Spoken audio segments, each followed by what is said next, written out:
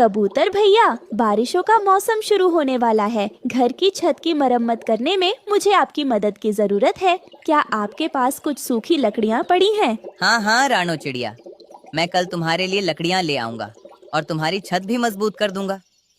नहीं नहीं, कल तो कहीं देर न हो जाए। मैंने तो पिछली रात भी डर डर कर गुजारी है कि कहीं बारिश न आ जाए। अच्छा, तो मैं आज शाम तक ही कुछ सूखी लकड़ियाँ इकट्ठी करके तुम्हारी तरफ ले आऊंगा। जंगल के सभी पक्षी हमेशा एक दूसरे की मदद करते और एक दूसरे के काम आया करते थे। लेकिन उसी जंगल में दो काले कौवे रहते थे। वे दोनों कौवे पूरे के पूरे आलसी और कामचोर कौवे थे। कौवों का एक चाय का ढाबा था। गोरी कौवी दूध में पानी मिलाकर चाय बनाती और पक्षियों को दोगुनी कीमत में बेचा करती थी। कालू जी, आज तो सुबह से कोई पक्षी नहीं आया। गोरी, पक्षियों ने हमारे ढाबे का बहिष्कार कर लिया है।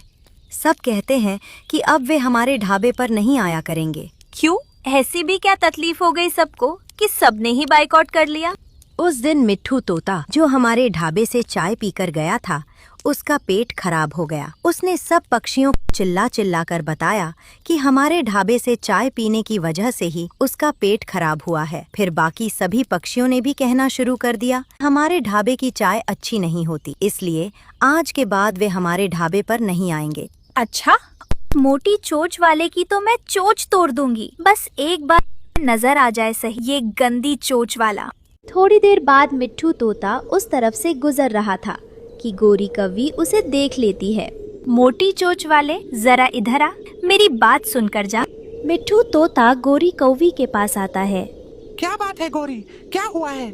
मोटी चोंच वाले, तेरी हिम्मत कैसे हुई पक्षियों को हमारे खिलाफ भड़काने की? पूरा दिन बीत गया, अभी तक कोई ग्राहक नहीं आया। नहीं नहीं गौरी, मैंने कुछ नहीं किया। मैंने तो बस कबूतर को बताया था कि मेरा पेट खराब हुआ है। उससे पहले मैंने तुम्हारे ढाबे से ही चाय पी थी। अच्छा, ये पकड़ चाय और पीकर दिखा, मैं देखती हूँ कि तुझे क्या होता है। नहीं नहीं गौरी, मैं चाय नहीं पीऊंगा।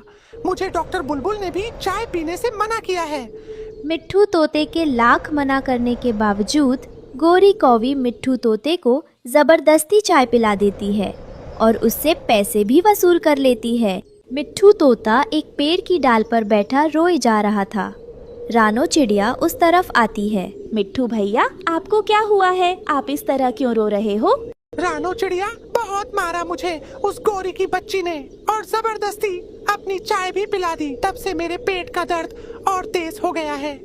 इस गोरी कौवी की बच्ची ने तो सारी हदें पार कर दी हैं। मिट्ठू भैया, आप मेरे साथ चलिए, मैं आपको बुलबुल डॉक्टर के पास ले चलती हूँ। नहीं रानो चिड़िया, रहने दो।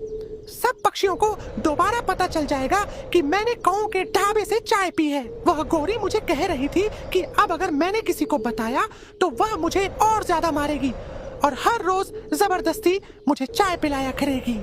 मिट्ठू भैया, आप कौओं के ढाबे वाले रास्ते की तरफ जाना ही बंद कर दें और बाकी पक्षियों को भी मैं मना कर देती हूँ कि कौओं के ढाबे वाले रास्ते से कोई न आए जाए। हमें जरूरत ही नहीं है इन कौओं के मुंह लगने की। ऐसे ही कुछ दिन गुजर जाते हैं। एक दिन आसमान पर बादल छा जाते हैं और देखते ही देखते तेज बारिश शुरू हो जाती है। कौओं के घर की छत टपक रही थी। मैंने तुमसे कहा भी था कि घर की छत की मरम्मत कर लो, लेकिन तुम्हारी आलस का तो कोई जवाब ही नहीं। तुम खुद तो महारानियों की तरह आराम करती रहती हो और मुझे काम करने को कहती हो। अब मेरी हड्डियों में इतना दम नहीं कि मैं इतना काम कर सकूं। पता नहीं ये बूढ़ा कौआ मेरे पल्ले कहाँ से पड़ गया। जब काम की बात करो तो आलसी कौआ अपनी हड्डियों की दास्तान शुरू कर लेता है। बस कर दो गोरी, सारा दिन मैं ही तो काम करता हूँ। ढाबे के बर्तन मैं धोता हूँ, साफ सफाई का काम मैं करता हूँ, और तुम क्या करती हो? क्या तुमने मुझसे लड़ते ही रहना है या इस बारिश का कोई इंतजाम भी करना है? हम आज रात यहाँ सोएंगे कैसे? गोरी, मैं तो कहता हूँ कि हम मिट्ठू तोते के घर जाकर कब्जा कर लेते हैं।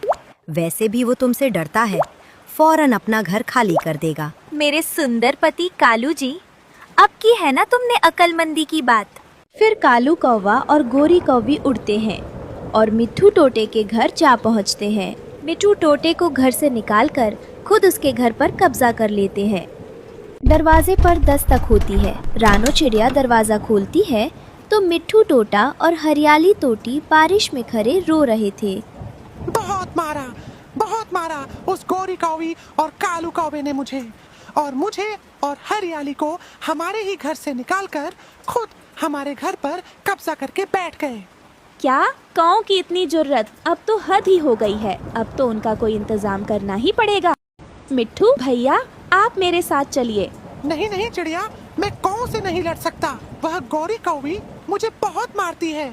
मत लड़ना, मैं आपको काऊ के पास नहीं बल्कि चील के पास जाने को कह रही हूँ। काऊ को सबक सिखाने में सिर्फ चील ही हमारी मदद कर सकती है। चलिए मेरे साथ। रानो ठीक कह रही है मिट्ठू जी। अगर आज इन कौवों को सबक ना सिखाया तो वे हमें हमेशा ही डरा कर रखेंगे। फिर रानो चिड़िया और मिट्ठू तोता बारिश में उड़ते हुए जाते हैं और गुफा के पास जाकर आवाज देते हैं।